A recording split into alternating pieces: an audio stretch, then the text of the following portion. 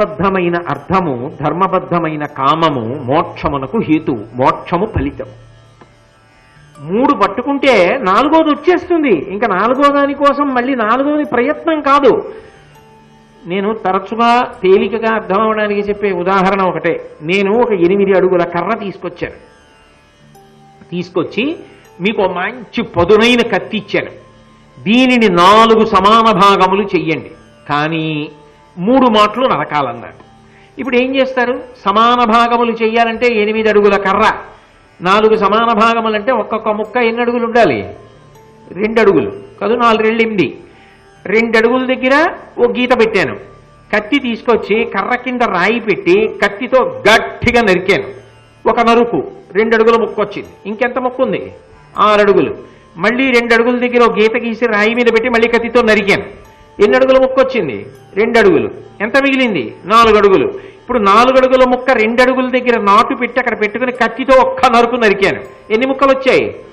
2 ముక్కలు వచ్చాయి. ఎన్ని మాటలు నరికాను? 3 మాటలే. 2 అడుగుల ముక్కలు ఎన్ని వచ్చాయి? 4 వచ్చాయి. 3 మాటలు నరికితే 4 ముక్కలు వచ్చినట్టు ధర్మార్థ కామములను పట్టుకుంటే మోక్షం వచ్చేది. ధర్మముతో అర్థము ముడిపడాలి, ధర్మముతో కామము ముడిపడాలి, అంతే మోక్షం. అంతేగాని ఈ 2 ముడిపడకుండా మీరు ఎన్ని చేసినా ఈశ్వరుడు అమాయకుడు కాడు.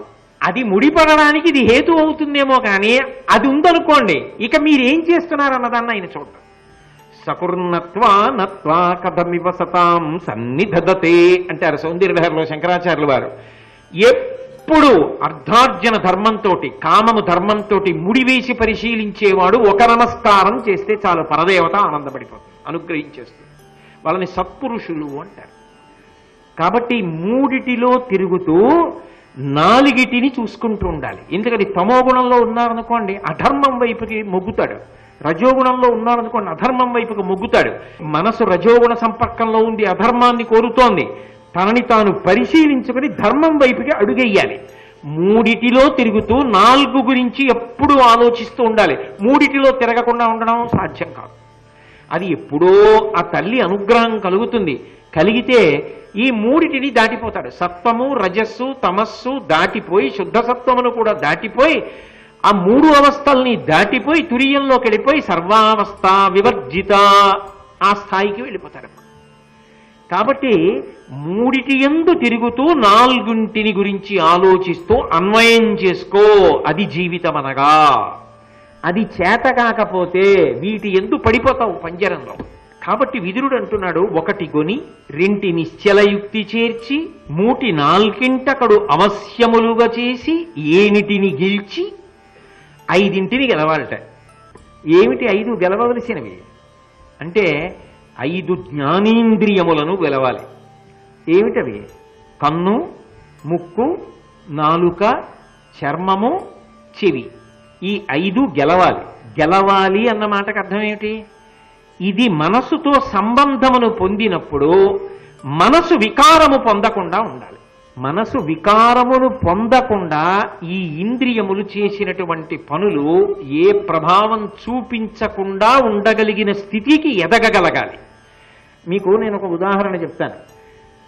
ఇంద్రియాన్ని ఎప్పుడూ ఒకటే ధర్మం అండి, అది ఏం చేయాలో అది చేస్తుంది. కన్ను ఉందనుకోండి చూస్తుంది, అంతే దాని ధర్మం. అది మంచిగా చెడా దానికి అనవసరం, అది చూడమన్నారనుకోండి చూస్తుంది. కన్ను చూస్తే ఉద్రేకపడేది ఎవరు? మనస్సు. కన్ను చూసిన మనసు ఉద్రేకపడలేదనుకోండి, దానికి ఏ ఉద్రేకం లేదు, గెలిచాడు ఇంద్రియాన్నని గుర్తు. ఆ 2 సమన్వయంలో ఇది పనిచేస్తున్నా అది ఉద్రేకపడకపోతే దీన్ని గెలిచాడంటారు. మాతృవత్ పరదారేషు పరద్రవ్యానిలోష్టవత్. ఇతరుల సొమ్ము కనబడితే మట్టి అనుకో, పరస్త్రీ కనబడితే నేను పూజ చేసే కంచి కామాక్షి పరదేవత ఏ తల్లిని నేను ధ్యానం చేస్తానో ఆ తల్లి ఇన్ని రూపాలలో నా ముందు కూర్చుని ఉంది అనుకో, నీ మనసు కదలదు. అందుకే శాస్త్రం ఎలా అనుష్ఠానం చేస్తే నువ్వు కదలకుండా నిలబడగలవో కూడా చెప్పింది. అలా ఇంద్రియములను గెలిస్తే 5 గెలిచి అప్పుడు 7 గెలిచాడు అంటారు. అంటే కన్ను చూడడం ధర్మం కాబట్టి చటుక్కున చూడకూడనిది చూసినా చూడవలసినది చూసినా అది ప్రభావితము కాలేదు. నాలుక ప్రభావితము కాలేదు. ఎవరో లవణం లేకుండా వండేశారు, వడ్డించేశారు, నైవేద్యం పెట్టేసుకున్నాడు, తింటున్నాడు. అందులో లవణం లేదు, కోప్పడిపోలేదు, ఉద్వేగపడలేదు. అన్నీ బాగున్నాయా అండి? చక్కగా ఉన్నాయండి అన్నాడు. అన్నీ తినేశాక పప్పు కొద్దిగా లవణం చూసుకోబోయ్ అన్నాడు. అంతే, ఏం దెబ్బలాడలేదు ఆయన భార్యని. అంటే ఉప్పు లేని పప్పు తినమని ఇవాళ ఈశ్వర శాసనం అయింది. ఆయనకి అదేగా నైవేద్యం పెట్టేశా. ఆయన ఏమైనా అన్నాడా? నేనెందుకు అనాలి? అది తినేటప్పుడు మాత్రం పాపం గబుక్కుని ఎందుకు దాన్ని హింస పెట్టాలి? కొద్దిగా లవణం చూసుకోబోయ్ పరమ ప్రేమతో ఆ మాటని ఊరుకున్నాడు. ఇప్పుడు రసేంద్రియానికి వశపడ్డా? ఏమైనా ఉద్రేకం ఉందా? లేదు, ప్రభావితం కాలేదు, అలాగే ఉండగలిగాడు. అది ఒక్కొక్క ఇంద్రియాన్ని గెలుస్తున్నాడని గుర్తు. అయితే నే చెప్పినంత తేలిక మాత్రం కాదు సుమండి. నోటితో చెప్పడానికి బాగుంటాయేమో కానీ ఇవి చాలా సాధన చెయ్యాలి. అసలు వేదాంతం అంతా సాధన అండి.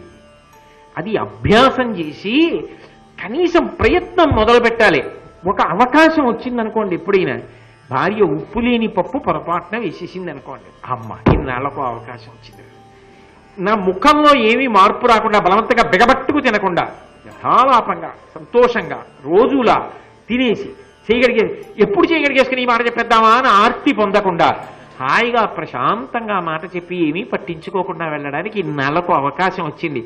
ఓ 4 కాయ ఎన్ని పెట్టానే నీకు, ఇవాళ ఒక్కరోజు సహకరించనే అని బతిమాలుకుని బామాలుకుని ఇంద్రియాల వెంటపడి అనునయించి ఎన్ని అనుభవించావే, ఇంకా నా దిక్కుమాలిన అనుభవం, తృప్తి చెందు. బా ఏమిటి, ఎన్ని చూడలేదు, ఎన్ని అనుభవించాను, ఎన్నిసార్లు అనుభవించాను ఈ సుఖాలు అని బాగా చంటి పిల్లని లాలన చేసినట్టు లాలన చేసి అది ప్రభావితం కాని స్థితికి తీసుకుని వెళ్ళాలి. జాగ్రత్తగా తీసుకెళ్ళలేదనుకోండి పడిపోతాడంతే, బంధనంలో పడిపోతుంటాడు. ఎప్పటికప్పుడే అది కొత్త రుచిని కోరుతుంది. వచ్చిన పెద్ద గొడవ అప్పుడు ఏమైపోతుందంటే తాను భ్రష్టమైపోతాడు, పాపంలో పడిపోతాడు. కాబట్టి ఇది సాధనా క్రమం చెప్తున్నాడు విదురుడు. అంకెలు చెప్పి ఊరుకున్నాడు. అది విచిత్రం. మీరు ఎలా అయినా అన్వయం చేసుకోవచ్చు. కాబట్టి ఒకటి గొని 2 నిశ్చల యుక్తి చేర్చి 3 4 కడు అవశ్యములుగా చేసి 8 గెలిచి 6 నెరిగి 6 మాత్రం బాగా తెలుసుకోవాలట. ఏమిటి 6 బాగా తెలుసుకోవలసినటువంటి విషయాలు అంటే, పంచేంద్రియములు మనస్సు ఈ 6 కలిసి ఎప్పుడూ కూడా మనిషి జీవితాన్ని బయట తిప్పుతాయి తప్ప బయట తిప్పిన దానిలో సుఖమున్నది, సుఖము దుఃఖము యొక్క నీడ తప్ప అది సత్యము కాదు. కానీ సుఖము కానిది దుఃఖము కానిది ఏది ఉన్నదో అది ఈ 6టికి అతీతమై 6 నువ్వు ఆపగలిగితే తెలుస్తుందని తెలుసుకోగలగాలి. ఇప్పుడు నేను చాలా సంతోషించానండి అన్నాను అనుకోండి, ఎందుకు అన్నారు అనుకోండి, గొప్ప జలపాతం అండి, ఈ మధ్య వెళ్ళి చూసి వచ్చాను. ఎక్కడ? ఏదో ఫలానా చోట. ఎలా చూశా? కంటితో చూశా. కంటితో జలపాతాన్ని చూస్తే మనసు సంతోషాన్ని పొంది. కానీ ఒక్కటి చెప్పండి, ఇది దేశమునందు కాలమునందు శాశ్వతమా? మీకు ఇంత బాగుంది కదా జలపాతం, 3 రోజులు ఇక్కడే కూర్చోండి, రాత్రి పగలు మీకు అన్నం పెడతాం అన్నారు అనుకోండి, ఓ గంట వద్దులేండి అన్నాను కానండి, హోరు అబ్బో చెవులు గడియలు పడిపోతున్నాయి, బయలుదేరిపోదాం మనం అంటాడు. వెళ్ళిపోతాడు, ఇంటికి ఉండడు. ఎందుకంటే మీకు సుఖము అని అనిపించిందేదో అదే దుఃఖమునకు కారణమవుతుంది. చాలా బాగున్నాయండి బూర్లు అన్నారనుకోండి, ఇంకొకటి తినండి అని ఒకటి వేశారు. ఇలా మీరు తీసేటప్పటికి ఇంకోటి వేసేస్తున్నాడు అనుకోండి, అదొక చిత్రహింస. మీరు 6 తిన్న తర్వాత ఏమవుతుంది? బూరి అనక్కర్లేదు, బూ అంటే కక్కొస్తుంది. ఇప్పుడు ఏది సుఖమో అదే దుఃఖం అయిపోయిందా లేదా? ఏమిటి దిక్కుమాలిన పడ్డానా, చంపేశారు, బూర్లు పేరు ఎత్తగా ఇంట్లో ఓ నెలల పాటు అని వాడే చెప్పుకుని బ్రతిమాలుకుని దానికి దూరంగా ఉంటాడు. బూర్లు వాసన వచ్చినా కక్కొస్తుంది. సుఖము దుఃఖం అయిపోయిందా? ఏది దుఃఖమో అది సుఖం కూడా అవుతుంది. అయితే నేను ఈ మాట వాడానని మీరు అనుకోకండి, కానీ ఏ మహానుభావుడు వాడాడో అది ఎక్కడ వాడిన సందర్భమైనా, ఏ వినోద కార్యక్రమంలో వాడిన సందర్భమైనా అది చాలా గొప్ప మాట సుమండి. అగాధముగు జలనిధిలోన ఆణిముత్యమున్నటులే శోకాన మరుగున దాగి సుఖమున్నదివే. ఎందుచేత ఏదైనా కష్టం వచ్చినప్పుడు వలవల వలవల వలవల ఏడిచేశారనుకోండి, ఆ ఏడుపులో ఆ దుఃఖం పోతుంది. ఆ ఏడ్చేయడంలో కష్టం తగ్గిపోతుంది, కష్టం తగ్గిపోవడంలో సుఖం కాదు.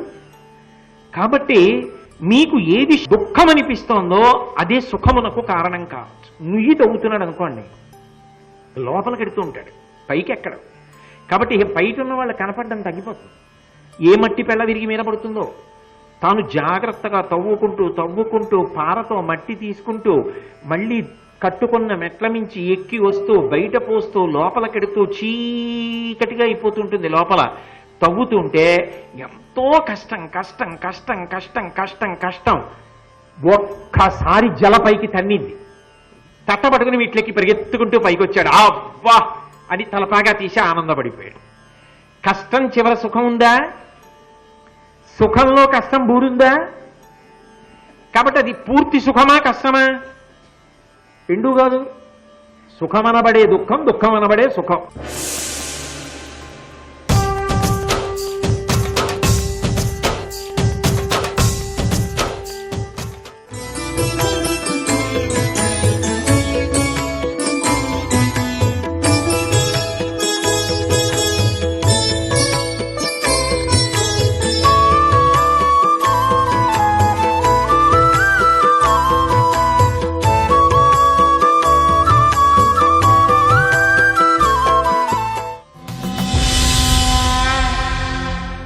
ఈ కంటితో చూసినది సుఖమన్న దుఃఖము, దుఃఖమన్న సుఖము. మనసు పట్టుకున్నది సుఖమన్న దుఃఖము, దుఃఖమన్న సుఖము. ఇంద్రియముల వలన కానీ మనసు వలన కానీ ఇవి బయటికి వెళ్ళి తీసుకొస్తుంటాయి, అందుకే అవి శాశ్వతం కావు. చెవి బయటిది విని చెప్తుంది, అందుకే దానికి శాశ్వతత్వం లేదు. కానీ ఈ ఆరిటి యొక్క అసత్యత్వాన్ని గుర్తెరిగి తాను ధ్యానంలోకి వెళ్ళాడు. తాను ధ్యానములందు లేని వస్తువుని పట్టుకున్నాడు. ఇప్పుడు పట్టుకుని ధ్యానం చేస్తుంటే ఇంద్రియములు ఒక్కొక్కటి వెనక్కి వెళ్ళిపోయి. కన్నుంది, చూడదు. చెవి ఉంది, పాలవాడు వచ్చి ఏమండో పాలు అన్నాడు, వినపడదు. ఎందుకని? పరదేవత నడిచి వెడుతున్నప్పుడు వస్తున్నటువంటి కాలి అందియల మోత వినపడుతోంది. ఉందా అక్కడ? లేదు. లేనిది ఎలా వినపడుతోంది? ధ్యానము వలన వినపడుతోంది. అంటే మనసు లోపలికి వెళ్ళిపోయింది. లోపలికి వెడితే చూసినదేదో అది శాశ్వతము. అది సుఖమును పోలిన దుఃఖము, దుఃఖమును పోలిన సుఖము కాదు. అన్నిటి నుంచి మిమ్మల్ని విడగొట్టగలిగినటువంటి గొప్ప వస్తువు అది. అంతర్ముఖ సమారాధ్య బహిర్ముఖ సుదుర్లభ. బయట దొరికేది కాదు, లోపల దొరుకుతుంది ఆవిడ.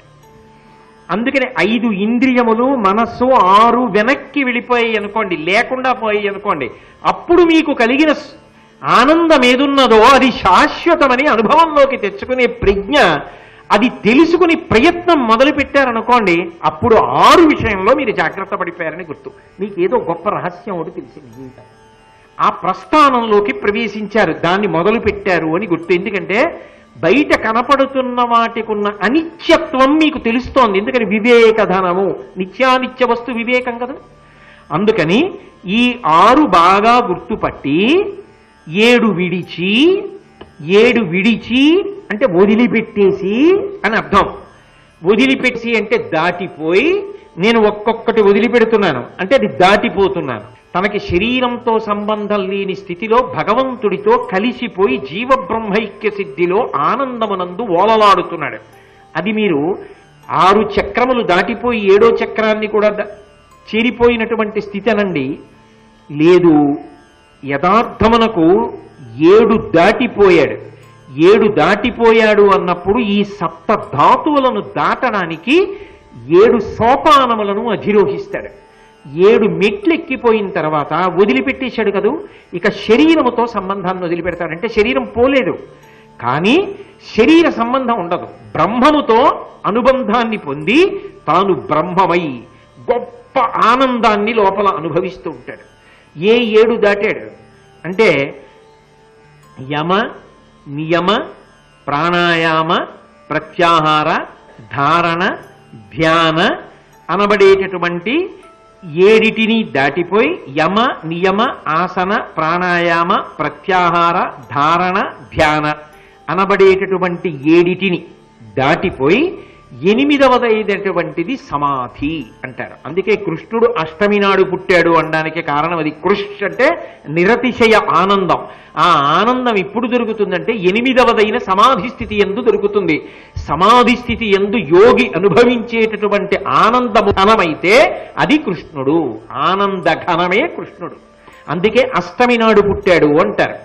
ఆ ఎనిమిదవదైనటువంటి సమాధి స్థితికి వెళ్ళిపోతే అక్కడ ఇక శరీరంతో సంబంధం లేదు. జీవ బ్రహ్మైక్య సిద్ధిని పొంది తత్వమసి మహావాక్యమై ఈ రెండు ఒకటైపోయి పూర్ణమద పూర్ణమిదం పూర్ణాత్ పూర్ణముదచ్యతే పూర్ణస్య పూర్ణమాదాయ పూర్ణమేవావశిష్యతే అని తాను పూర్ణమైపోయి బ్రహ్మమై తాను పరమానందాన్ని అనుభవిస్తూ యోగి కూర్చుని ఉంటాడు.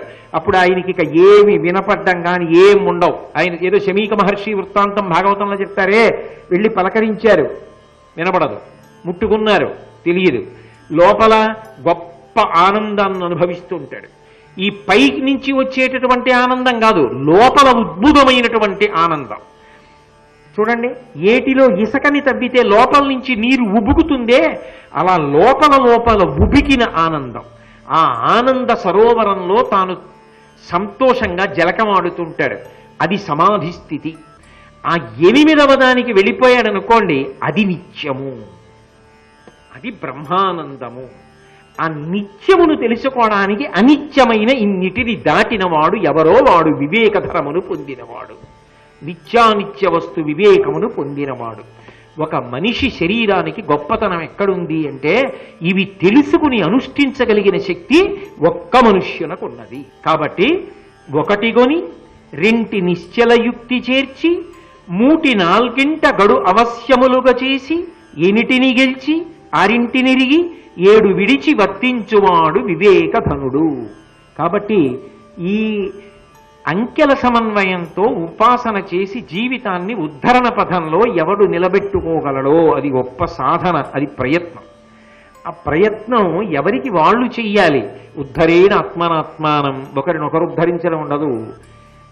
ప్రారంభం చేయగలరంతే. నిజానికి సాధన, అభ్యాసము, ప్రయత్నము ఇవి ప్రధానము. స్మా విదురుడు మాట్లాడింది ఎంత మనుష్య జీవితానికి అత్యంత ప్రయోజనకరమైన విషయములను ప్రతిపాదిస్తున్నాడో చూడండి.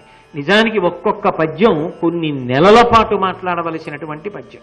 విను మధురాహారంబులుగొనుటయు పెక్కండ్రు నిద్ర కోరిన ఎడ మేల్కని ఉనికియు కార్యాలోచనము తెరువు నడచుటయును సనదొక్కనికిన్.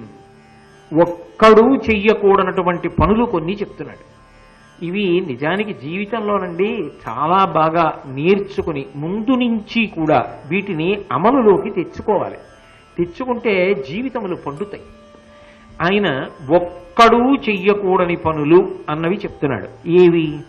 విను అంటే బాగా గుర్తుపెట్టుకో. ఇది అర్థం చేసుకోవడం అంత కష్టమైన విషయం ఏం కాదు. విను. పరాకు చెప్తున్నాడు. నిద్ర పట్టకపించావు కదూ, కునుకొచ్చేస్తోందేమో, నీ చెప్పేది వృధా అయిపోకూడదు, జాగ్రత్తగా విను. విను మధురాహారంబులు కొనుటయు, మధురమైనటువంటి పదార్థాన్ని ఒక్కడు ఎప్పుడూ తినరాదు. ఎందుకని? మధుర పదార్థం అనేటటువంటిది సర్వసాధారణంగా సమస్త ప్రాణికోటిలో 95% ప్రాణులు ఇష్టపడే పదార్థం. అది ఉత్తరక్షణ భోగకారకం. అది అవతల వాళ్ళకి ఎంతో సంతోషాన్ని ఇచ్చేటటువంటి విషయం. అందుకే ఒక్కడివి అనుభవించవద్దు.